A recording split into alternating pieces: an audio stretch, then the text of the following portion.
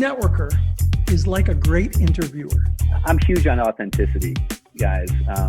It's a big part of my message. Claim your local listings and don't get caught paying someone for your local listing. If you want to be successful, you got to do 6 things 1,000 times, not 1,000 things 6 times. And when in doubt, give to other people and don't expect anything in return. But in giving to other people and helping them, it almost always comes back. It's using the power of partnership, creating trusted partner networks to work with you to make your company be an offer more than just you. They've done 90% of the work. It's your job to do the last 10% to meet them in the middle. Don't let the fear of losing be greater than the excitement of winning.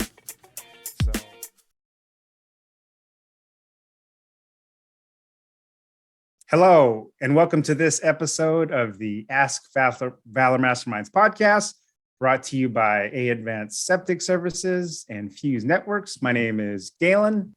And I'm Joe. We're coming at you virtually from the BD Local Studios in Tacoma, Washington. So, Joe, for our new listeners and viewers tuning in or listening, downloading our podcast, how did our podcast come to be? Sure. So it first started out as a Facebook group page, and the purpose was to bring business owners together to kind of just talk and communicate and ask questions and share tips with one another. And so we thought, what a better idea than it would be to start a podcast to bring on different guest speakers to talk about different topics, all related to being in business. Awesome. So our previous guest, we had Mr. Scott Carson on, and he was a real estate guy. So there's a ton of real estate people who have podcasts or online, but the topic was really how to niche to your audience. And one of the main takeaways I had was your audience doesn't need to know everything. Oftentimes people try to just squeeze so much information in and then you get lost. He's really specific on the audience he caters to. He's been really successful. So if you want to learn more, check out that previous episode of that. So Joe, our guest today from halfway across the world, Mr. Desmond Dixon. Start us off with Mr. Dixon's formal intro, please. Sure. Desmond has over $5 million in sales experience with personal enrollments in the thousands. He has worked in numerous industries and has brought his marketing and sales philosophy into a number of organizations. He first began his career in a corporate company where he went from an intern to one of the top sales professionals in the region. After realizing the power of empathy, he left the corporate space to train and facilitate professional development in the workplace. Desmond is currently building a fast-growing sales team at an international startup, a venture digital marketing agency, and a podcast show, Campfire Capitalism, about entrepreneurship and capitalism. Everyone, welcome Desmond. What's up, everyone? Desmond's in the house. Let's have some fun and talk sales. All right. So I mentioned that you're halfway across the world. For everyone out there listening, where in the world are you now? At this current recording, I'm in Bali, Indonesia. So one of those bucket list items, and I'm hanging out here in the jungles of Ubud, and taking weekend trips on the cliff in like Uluwatu and Lombok and Gili Gili Islands and things like that. So yeah, awesome. Before we get started, something we're really proud of is our hashtag Valor Cares promotion. Joe, quick shout out about our promotion, please. Yeah. So started a couple of years ago now, when the pandemic first started, but we wanted a way to help businesses out. And what a better way than to help build the foundation for their online business, which is their website. So we just have the privilege of helping small business owners with building free websites. So if you have a business and you don't have a website or you need a new one, go to our website, submit your information, and we'd love to help you out. Awesome. Our Advanced Septic Pump You Up quote of the day. So I asked Desmond for a quote, and this is what he came up with. Failure is not an option. It is a choice. So when I asked you to give me a motivational quote, what motivated you to give that particular quote? Oh, man. I think it's important, especially in entrepreneurship or being a business owner or being a problem solver in general, that you really only fail when you choose to stop pursuing something.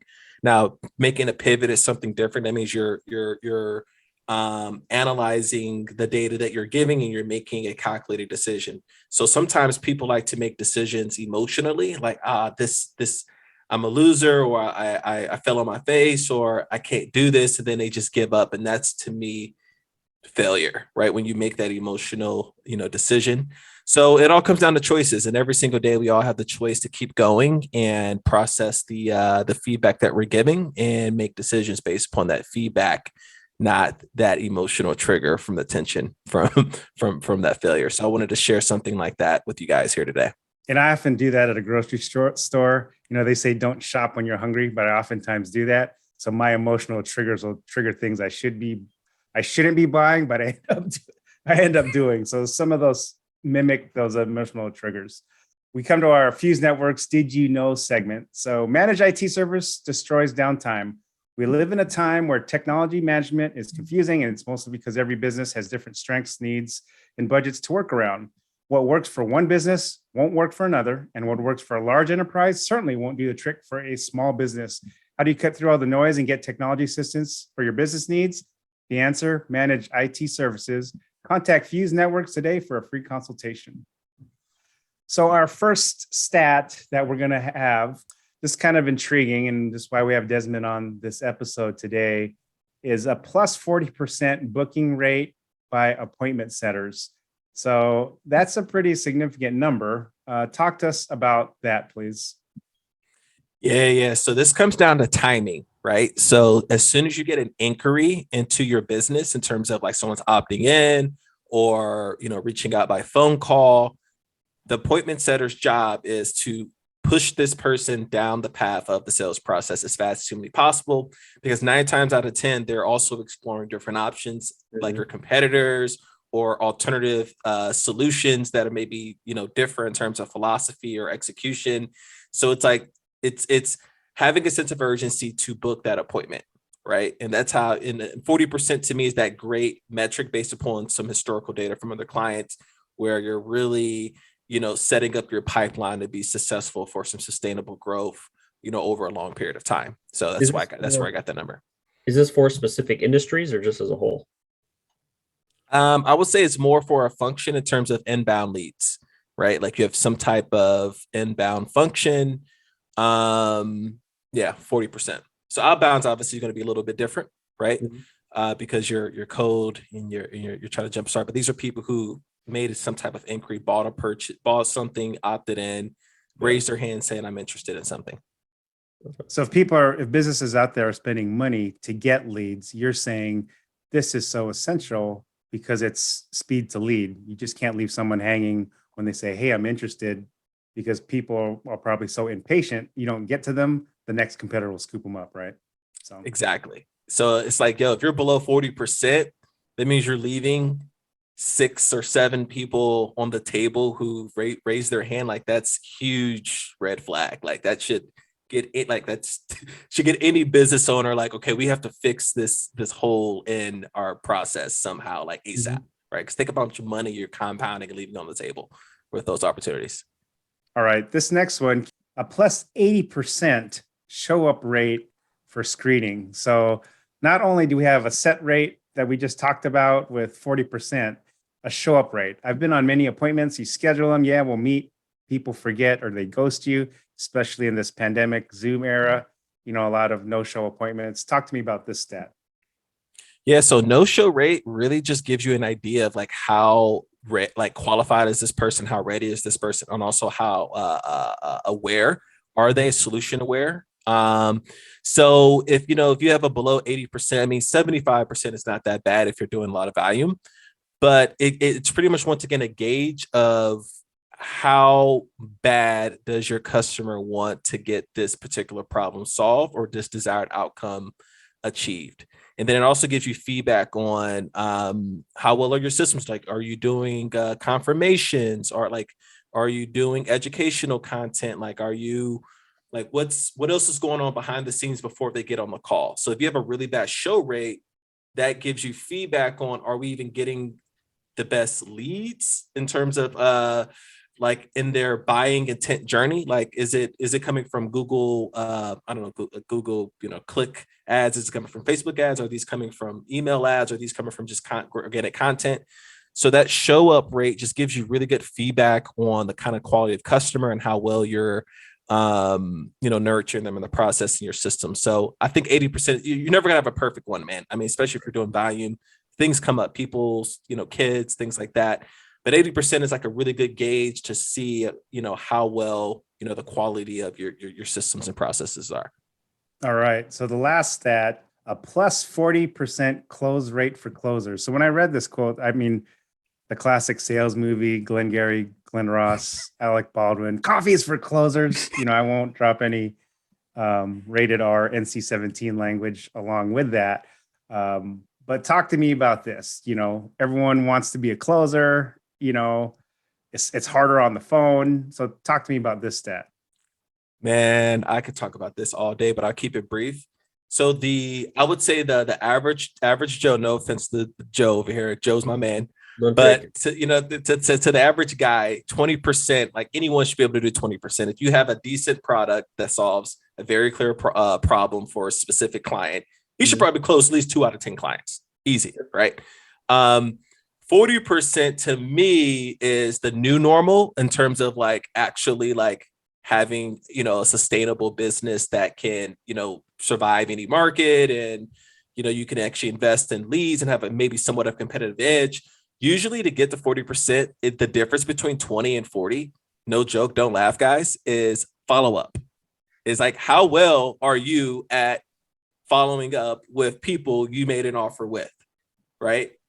Like, it's that simple. Even if you didn't if you lost the order to the competition, how well do you follow up with that person? Because you never know, like, they might not deliver in that 60 days. They might have buyer's remorse, right? Like, how well do you stay engaged with people that you've already made offers to? Like, that's how you bump that up. So that's a really good feedback on, is our guys even following up on leads? You can get into specific talented stuff. Like, you can obviously boost that 40% to, closer to 60 if you have really good skill and, good, let's say, promotions and know how to use logistical boundaries. Right. But I think 40% is a really good barrier to like hold your sales team accountable. Like, how well are these guys following up with leads? They should be able to do 20% in their sleep. Like, how well are they with following up on deals? So yeah. Yeah, we had a previous guest, Casey Jaycox.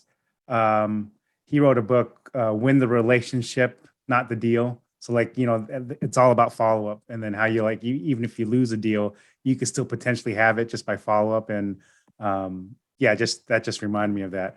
So before we get into our topic, the forgotten talent of phone sales. So tell us about your podcast and your company. We gave a quick intro, but just introduce the company so we kind of tee you up a little bit more. So yeah, I gave you guys a little taster tester. So Campfire Capitalism is my podcast. I'll just interview entrepreneurs and investors from different walks of life. And I really just try to figure out and unpack, their zone of genius around how they built a business or built their portfolio, and just really just share some of those lessons that they've learned along the way with the audience. And we, interview Green Berets and, like marketers. I mean, again, a diverse group of people. Now, what I do for every day, my main company is CXO Republic. And I essentially offer like fractional sales leadership services and like access to different types of software solutions like tech stacks and recruitment. So the whole idea is to really generate revenue. We only work with people with proven offers and products that have evidence of that their clients come back and buy from them, because that means that they're delivering really great services, and that's the easiest thing to really unlock in terms of sales, because you're just leveraging that social proof and that customer experience to unlock more value, so you can do more things in the front end to capture them, right, with promotions and all different types of stuff. But yeah, we're on a sales agency, and I really want to help people manage their sales teams, build their sales teams, and make more money, man. That's what fires me up, is making money for people. All right. So the forgotten talent of phone sales. I mean, now, people are getting bombarded with robocalls and, these solicitation calls, but it's still a good way to get a hold of someone, because, there's no you see calls with filters, it could be spam, but if you get a hold of someone, that could be an opportunity. So talk to us, man. Talk to our audience about, phone sales. And, we had all these stats teeing it up. Just talk to our audience of like, why is it still important, and some tips you can leave with them. So Yeah, so since this can be literally a 12-hour talk, I'm going to stay in the same realm of the inbound, since that's kind of the theme of the stats and everything like that, because I think that is probably more valuable to your listeners if they're getting inbound, like how can they convert more money immediately starting today. So let's talk about that. So the first thing I want to definitely touch on is rapport is huge. In the first, let's say 20 or 30 seconds of that conversation. So like not answering the phone like you're lazy or you're tired, but with some command, right? And then immediately dropping into curiosity energy, I like to say, where you're discovering, okay, why are they on the phone? What is their current situation? What are their goals? What are they, or they're ultimately trying to achieve? And really like literally be curious. So sometimes I'll say, hey, just curious, like, okay, how did that happen? If you're a plumber and someone's calling in because, they want to have a new pipes in their kitchen or whatever, like you should be inquiring about, hey, what happened? What have you tried? Like, what are you looking for? What is your budget? And don't be afraid to ask that money question. So like the money question's huge. And then also time question. I think time is probably one of the most underrated and unutilized thing that salespeople don't fully grasp of time, right? Like money is a store time. And if you have a mastery of understanding someone's timeline of like what's happened in the past, and if you marry that with what they want in the future, your ultimate solution is what you're selling is time. You're selling, hey, I'm going to get you this desired outcome in this X amount of time, no matter what industry you're in. And so if you can, really master and ask questions around like that timeline during that conversation, as you're getting curious, then that will start to unlock and present more value to the customer. Because if they say it's nothing better when someone says, well, can you do it faster? It's upset. Right. Buying signals, right? You're like, yes. ding, ding, ding, ding, ding. You're ringing the bell right there, right? So. Yeah. What I liked about what you said about talk about money, I think that a lot of salespeople are afraid to talk about money over the phone, but you're also then pre-qualifying the person on the phone.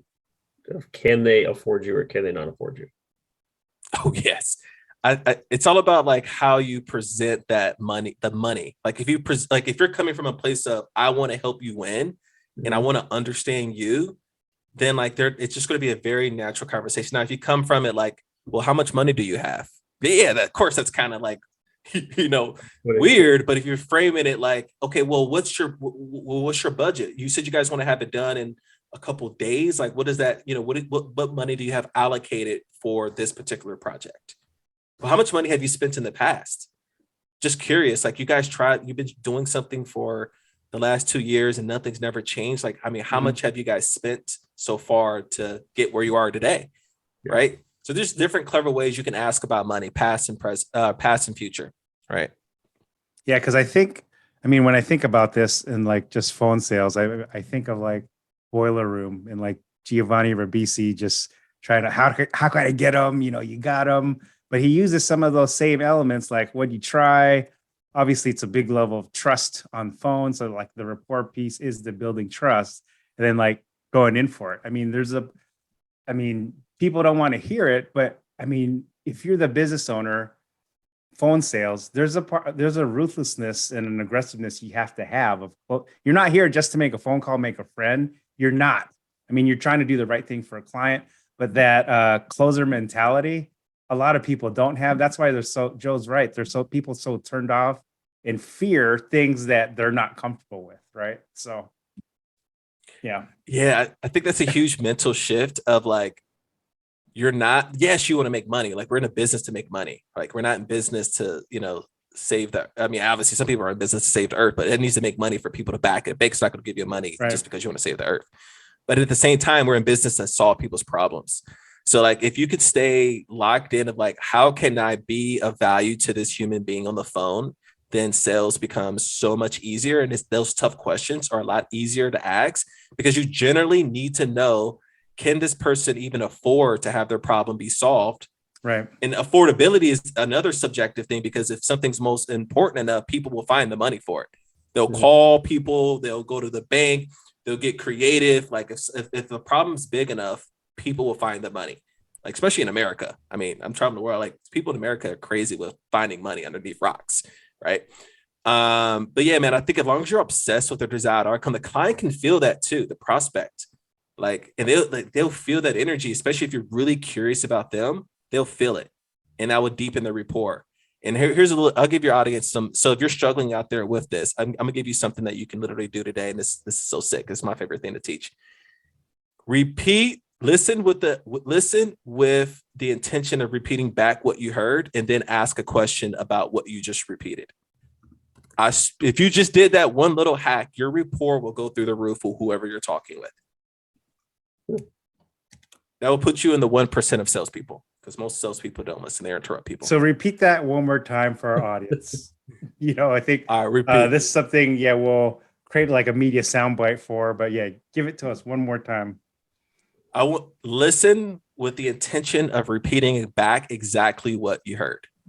And then once you repeat back or summarize what you heard, then follow up with another question to go deeper. That by itself will deepen rapport. It will give you some momentum and curiosity. And they'll feel like they've known you their entire life. Like, wow, you'll be surprised how much voluntary information they'll give you. And then here's another benefit of this. This will also keep you disciplined and staying in the call, because have you ever asked someone a question and they don't answer it, but they give you a long answer with something else? Yes. Yes, that's because your question you asked didn't have context. So this allows you also to follow up with a question that's directly connected to exactly what they just said, to keep them focused on driving down the line of the sale and getting ultimately to the mutual desired outcome, which is you solving their problem, which is why they're on the phone in the first place. Is there any secret to the environment that they're in? Let me give you an example. Like a client we have is a heating company, and the people who are talked to, like people on the phone, they literally do the old school method of they have a mirror that sits in front of their, like on the wall in front of them, and they look at themselves while they're talking on the phone. So that way they notice if I'm smiling, I come across more positive to people. But if I'm not smiling, then I come across more negative, and maybe I don't want to interact with that person. Is there any tricks for people to maybe change their environment? That's a good one. I'm a big fan. I don't use the mirrors, but I use different sticky notes in front of me to keep me focused. It's not about me, it's about them. It's what do I not know?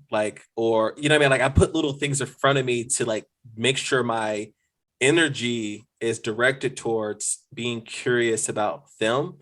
Because I think that as a salesperson, that is your biggest asset, is your curiosity and your empathy, right? Because the deeper you can connect with someone, doesn't matter if you're selling heaters, if you're selling services, if some other person feels as if you're connected with this person, they trust you, your price doesn't matter.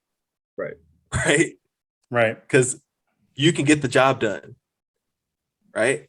So I think just having things that you want, messages or energy that you want to project on that call. I think having sticky notes in front of you helps you get into that state. That's with me personally. And I teach some of my guys do this. They have notes of what they do around them, but I'm a big fan of that. So as you've seen different businesses that you've worked with or consulted or trained sales teams, are there one or two things you see a lot of businesses doing wrong that you've observed? Yes. I think what's crazy, man, the patterns. I think the biggest one is not maximizing their not being focused and not maximizing the sales opportunities that are presented.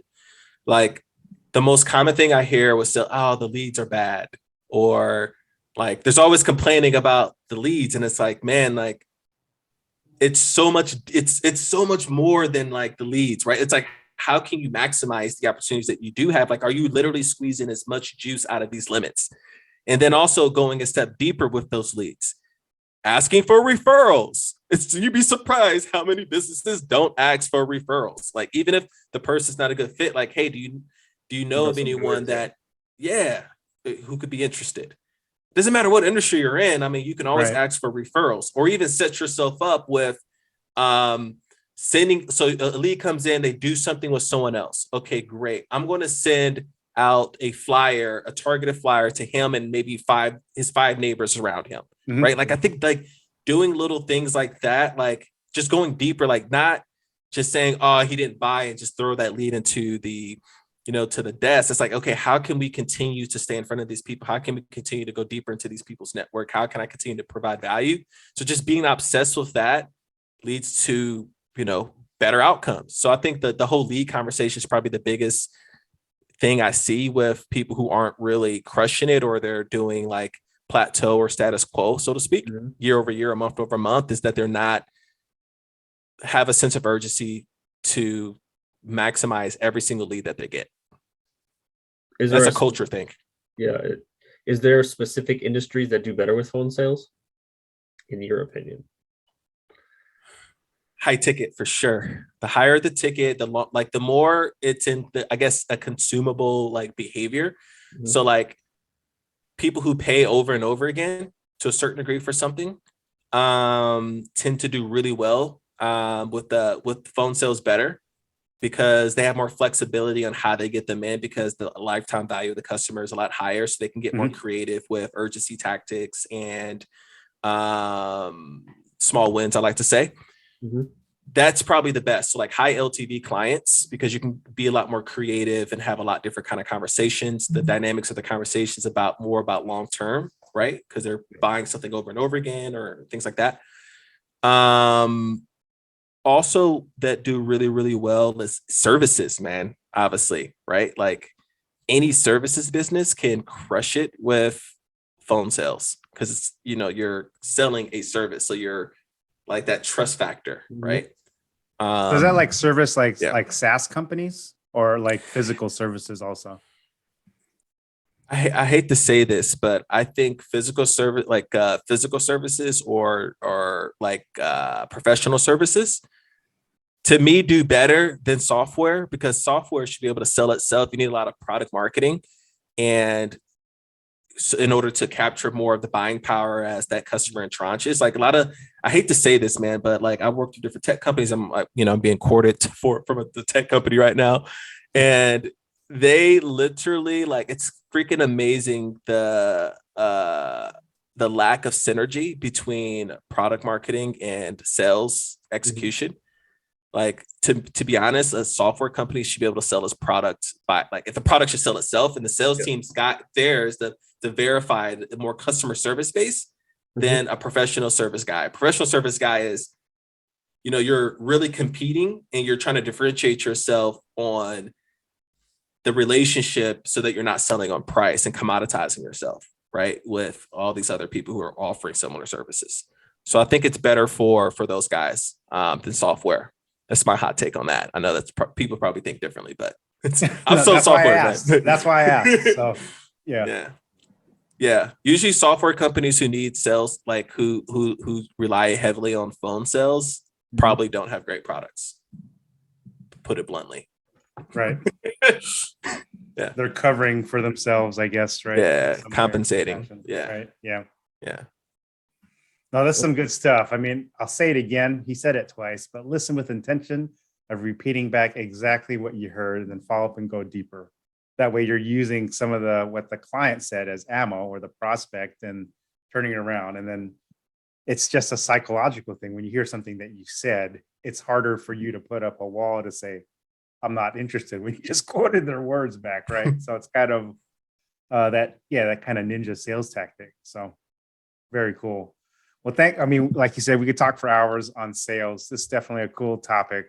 So thanks for joining us. But before we go, Joe, one more plug, #Valor Cares initiative.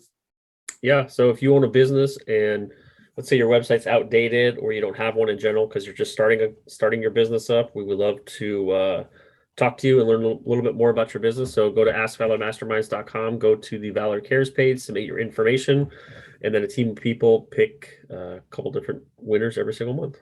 Awesome. And Desmond, your Campfire Capitalism podcast, it's available everywhere, right? Where podcasts are found, I assume. Yep. They're everywhere. Check it out. CampfireCapitalism.com, Apple, Spotify, all that good stuff. Awesome.